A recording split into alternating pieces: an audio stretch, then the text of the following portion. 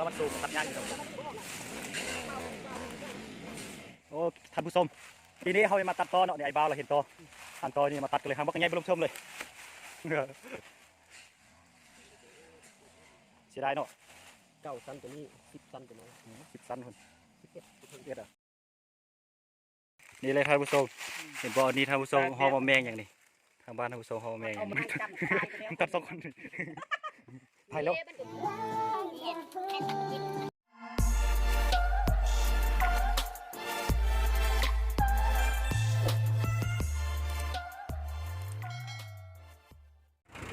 สบายดีสวัสดีท่านผู้ชมสำหรับคลิปนี้เอาสิพาท่านผู้ชมไปตัดหญ้าอยู่สวนยางพาราเนาะโอ้พระเจ้าจอร์จนี่ทีมงานของเขาตอนนี้กำลังขี่รถจันไปเนาะตอนบ่าวเดินทางรถปิโก้เลยอันนี้รถปิโก้เขาเลยก็เด้อกินบักเท้าเดี๋ยวเขาการไปตัดหญ้าสัญญาณตัวนี้แล้วก็เดี๋ยวจะน้อยก่อนเก็บการยางครับแล้วปีใหม่นี่ก็เริ่มปาดแล้วช่วงนี้นี่พี่ต้มกับเจ้าเมียไปปาดนะพี่ต้มก็เจ้าเมียแล้วนี่เจ้าเมียไปปาดนำน้อยบ้านเลยจะน้อยก็เจ้าแล้วจะน้อยบ้านนี้ก็ไปล้มแล้วเอาผู้สาวเฮ็ดนี้เป็นทางนี้เจ้าลายโอ้แบบดูได้ว่าตอนนี้กำลังทางเลยเราไปซื้อM100เดี๋ยวจะเดินทางไปช่วยทางตอนนี้มันยังไม่ทำปูยางทางดีอยู่เนี่ยเพราะว่าไปจับน้อยบนทางนี่ไปทำบางทางที่จับเพราะว่าทางมันดี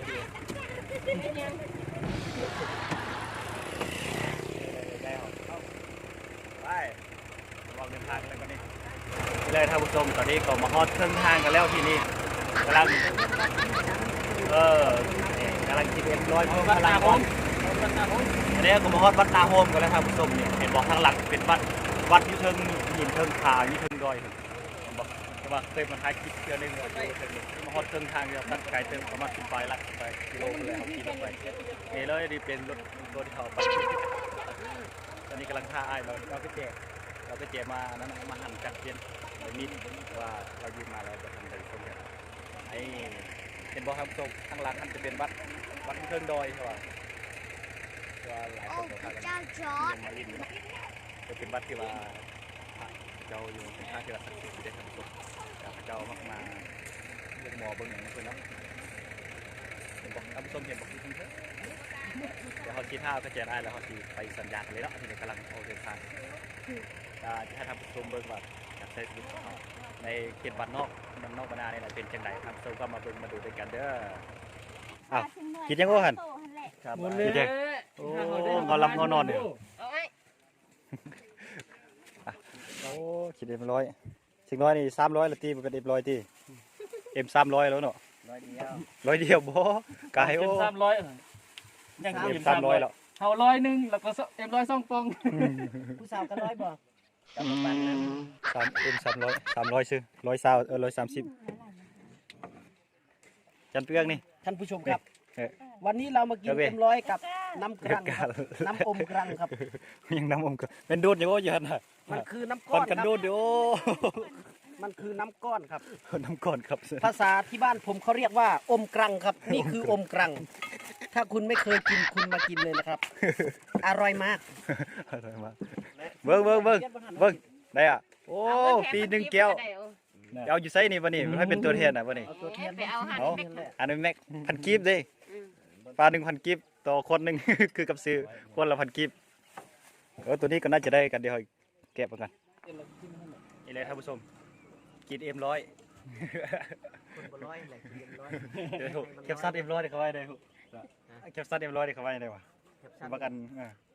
แรงจริงM150มีลิมิตชีวิตเกิน100หัวมันนี่ดิโทยไปมันเล็งขึ้นมันง่ายแล้วท่านผู้ชมตอนนี้เขาก็มาฮอดสวนยางกันแล้วเนาะกำลังเกี่ยวอุปกรณ์เก็บจักท่านผู้ชมผิดพลาดขั้นตอนนึงมาทำเห็นอย่างนี้นะกำลังเกี่ยวจักเท็จความรักแต่เราไม่พูดเมื่อกี้กำลังเดินทางมาเนาะแต่ว่าเกิดอุบัติเหตุนิดนึงรถไปตำประตูเขาในเรื่องชื่อเบรกมาทันทายท่านผู้ชมเพิ่งแต่ว่ารถเบรกบนติดเนาะก็เลยไปทดสอบเบรกเป็นผู้ประตูขบวนกำลังเทสเก็บจักเห็นบอก บ่าวเขาทั้งสองคนอีกโซดทั้งสองเด้อโซดทางบุตรโซดบางคนพระเจ้าทางเราเดี๋ยวนี้นี่จะเป็นส่วนยางเนาะนี่เลยนี่มื้อนี้เขาจะทางรวมสิเลี้ยวบ่เลี้ยวบ่ได้ตึ๊บปานใดน่าจะเลี้ยวไวอยู่บ่เลี้ยวก็ให้เลี้ยวมื้อนี้ เดี๋ยวเราก็ติดกล้องเราเกี่ยวบ้าน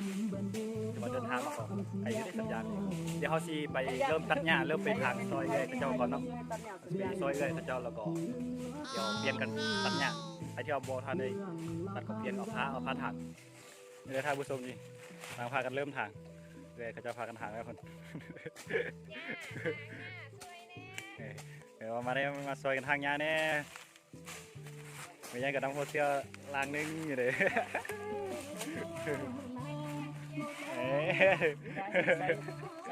ไล่สุดใส่มาทาเลย เรามาซอยทางหญ้าซอยตัดหญ้าเดี๋ยวปีใหม่สิเลี้ยงเบียร์เหรอนี่เลยท่านผู้ชมเห็นบ่อนี่ท่านผู้ชมหอมแมงอย่างนี้ทางบ้านท่านผู้ชมหอมแมงอย่างนี้ถ้ามันตอดนี่ตายเลยแมงนี่ถ้ามันได้ตอดนี่ตายเลย ดูสิค่ะตัวอะไรเนี่ย บ้านคุณเรียกว่าตัวอะไรเนี่ยดูนะ มีพิษพันต้นหอม มันมีพิษให้แห้งขนาดตอดนี่ตายเลยทั้งหัวทั้งหางมันตอดได้หมดหากันยืนเบ้างมันตอดสองคนตายแล้วตายแล้วคืนนี่มีเขี้ยวนี่ มีเขี้ยวมีต้นได้ มีเขี้ยวมีซุปปากทางนี้ด้วยทางนี้มันมีนี่มันยังนี่เห็นอ่ะนี่มีซุปมีปลาคืองูอย่างนู้นนี่ เอามันใส่ในกระบังนี่ไว้นะใส่เข้าไปแล้วก็อัด ค้างมันไว้ในหันยานครับ ยานพุทธกลัวมันจะออกมาดู ยานมันอีกคืนตื่นแมงอีตายยางเฮ้ยค้างมันไว้นะ เอ้ยต้มซุปให้ทิดดมกิน ผมเหล่ากับผู้สาวบันเรียนพัฒนา ตัวออกเป็นเอียนอยู่ แล้วสูงเรื่องเคยกินเงี้ยเด็กเชี่ยว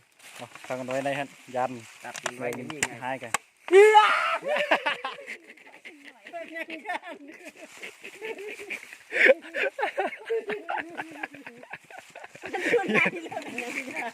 มันโยนกัน ฉันกลัวทำไม แบงจักคือหูแบงไหม ตื่นเลย อันนี้ก็ไม่ติดดมมือหันแล้วก็จะออก โอ้ หันแล้วก็จะออกกันได้ติดดมมันไหนแม่ตีมันติดดมมันไปนะ ท่านนี่จะออกเดี๋ยวได้พอดี ไม่ไหลอะไรไม่ไหลอะไรนั่น คันได มือนั้นไม่ไหล เดี๋ยวออกที่โดมเป็นคันไดนี่เลยครับผู้ชมคือว่าตอนนี้เนี่ยคือว่ากำลังตัดหญ้าอยู่เดี๋ยวมันเปลี่ยนกันตัดคือว่าไปตัดก่อนแล้วตัดเดี๋ยวนี้เมื่อยแล้วก็เปลี่ยนกันตัดนี่คือว่าคนตัดแล้วก็อยู่ทางพุ่นพออีกคนนึงแต่ว่าเขาจักมาส่งเครื่องไม่ผู้ชายมี3 คนคนนี้เปลี่ยนกันเถอะตอนนี้ว่าจะจักมา3 เครื่องเดี๋ยวว่าจักเครื่องนึงมันเทเลยไม่ได้เอามาเนี่ยอันนี้จะเป็นส่วนยางพาราของเรื่อยเนาะพากันมาตัดแล้วก็เดี๋ยวแล้วสงกรานต์เราก็จะพากันกรีดยางเลยจะโซนยางดูดอยนี่นะแกมทางก็อยู่ใกล้ๆนั่นแหละนี่ส่วนยางเนาะมันจะเป็นเนินตัดหญ้ามันก็ยากยากนิดนึงสำหรับใครที่ว่ามีวิธีการตัดหญ้าแบบส่วนยางจะเป็นเนินเป็นดอยแบบนี้แบบง่ายก็บอกกันเลยนะคอมเมนต์มาแต่ว่าตอนนี้ก็1 โมงว่าจะพักกินข้าวเที่ยงเดี๋ยวให้เราตัดทำแถวนั้นเดี๋ยวเราจะพักกินข้าวเที่ยงกันนี่เลยครับผู้ชมอันนี้ตัวเรื่อยเพิ่นตัดหญ้าพร้อมเก็บผักพร้อมเถอะเดี๋ยวไล่เถอะยี่พักม่วงกี่นี่บ้านท่านผู้ชมห้องกับพังอย่างนี้คอมเมนต์บอกกันเด้อร้านผักกูดกลับไปเงินเดี๋ยวมีแล้วของกินตะแรงนี่ ตัดยาวพร้อมเก็บผักอยู่กินได้พร้อม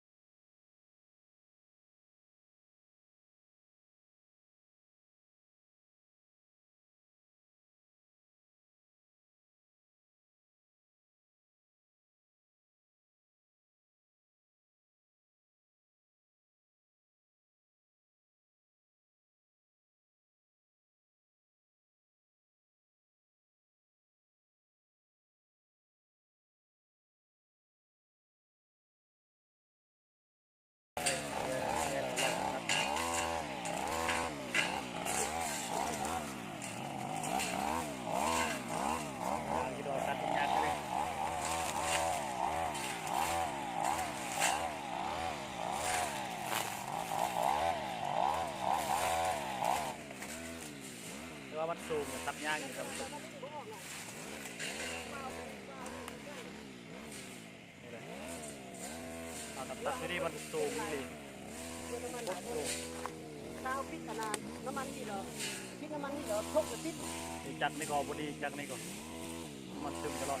อันนี้มันสูงแล้วดินเนินตัดยากขนาดตัดนี่ล้มตลอดตัดล้มตลอดเลยบ่เคยเราตัดยิงเด้อไปยิงตัดเด้อตัดอันนี้ตัดคนยากเลยครับผู้ชมเลยครับผู้ชมเบิ่งอันนี้รับขาส่วนเลยเป็นนอนรับขาส่วนเลยในที่ให้ทำผู้ชมไปเบิ่งคือสินไว้แห้งของเรารับรับมา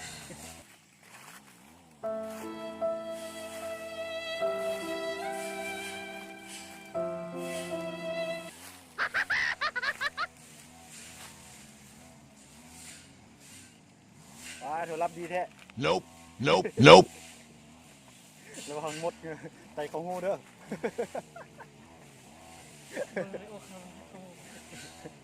มดไตเข้าไปในงูเด้อกันรับเมื่อยแห้งกันหน่อยพักผ่อนเสียนกันตัดยามมีเวลาพักผ่อนโอ้ท่านผู้ชมทีนี้เขาจะมาตัดตอเนาะในไอ้บ้าวเราเห็นตอทางตอนี่มาตัดกันเลยหางบักใหญ่บรมเชิมเลย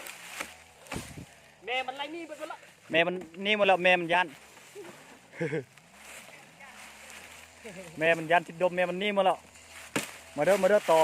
บัวบ้านคุณว่าเรียกว่าอะไรนะเนี่ยบ้านผมเรียกว่าต่อได้เป็นหางพักใหญ่เลยแม่บุยูคันแม่มันยูนี่ที่ผ่าน มันเดียดติดตาโปมาเลยพอแม่มันยูมันเดียดนี่ตาโปมันเลยนี่ตัดเลยพาก่อนมีแตกหมดแล้ว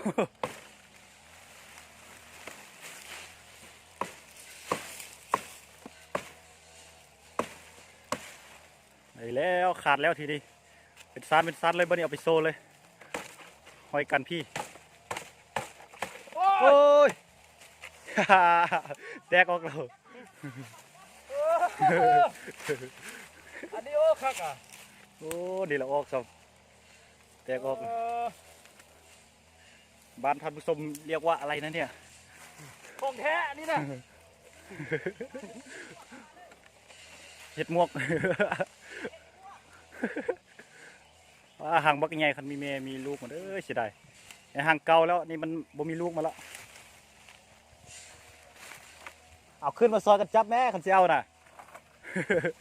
มาพามานี่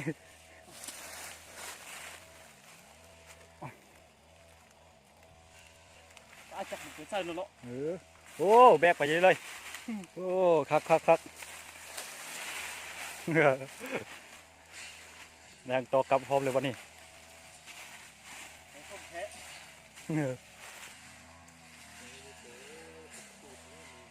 เสียดายเนาะหางบักใหญ่นี่คันมีแม่มีลูกมานี่โอ้หลายซะเลย อันนี้เทียนเราลองข้างใน ประมาณ30 ซันนะ ลองข้างในมันก็มีไฟอ่ะ บนไปลองนะบ่ฮู้เลย นี่โอ้กระเตงจักสันอ่ะมันสิบปลายพุ่นกล้าเสียดายคันมีลูกมีไข่มัน2 3 4 5 6 7 8 9 ซันตัวนี้10 ซันตัวน้อย 10 สันคน 11ตัวถึง อ่ะโอ้คันใด ได้ตอนนั้นมันมีแม่มัน เอ เนาะ อตอนมีแม่มีไข่มันนี่คักเลย ถ้าเป็น เป็น ตอน หนึ่ง นี้ กิน ตอนนี้แม่นี่คนไปฟันนี่ขอบตาดำแล้ว บนเอาอย่างเดียวละโปพร้อม ตาปู เป็นไข่รูปปันนี้ ต้นไม้นี้คือแข็งดีเนาะ แจก เอาได้นี่หมด นี่หมดอายุเหรอ มีเลี้ยงดีได้เงินไปลิ้นปีใหม่แล้วสงกรารเนี่ยเอานี่เมื่อขาย เอานี่ไปขายเงินไปเล่นบุญ อันนี้เลยจะเอาน้ำแม่นั้น เอานี่เมื่อขายแล้วก็ได้แล้วเงินลิ้นสงกรารปีนี้นะ เอานี่ไปขายเอาเงินไปเล่นสงกรารปี ไก่ย้อนสงกรารแล้วนี่ เอาหัง โอเคท่านผู้ชมทีนี้เขาก็จะกลับเฮือนแล้วเนาะทีนี้หลังจากที่เราตัดหญ้ายังบ่ทันแล้วเดี๋ยวฮอดมองกลับเลยนี่พออยู่ไก่ ปิ้นไปเบิ่ง เดี๋ยวสิ ว่าก ลับเงินก่อน ให้เบิ่งเห็นผลงานเราตัดได้หลายได้น้อยยกกล้องขึ้นสูงๆไปทางพุ่นให้เขาเห็นทาง แล้วก็เขาก็สิกลับเฮือนกันเลยเนาะตูบอยู่ลุมหูตูบโอ้ยรถเช้ามา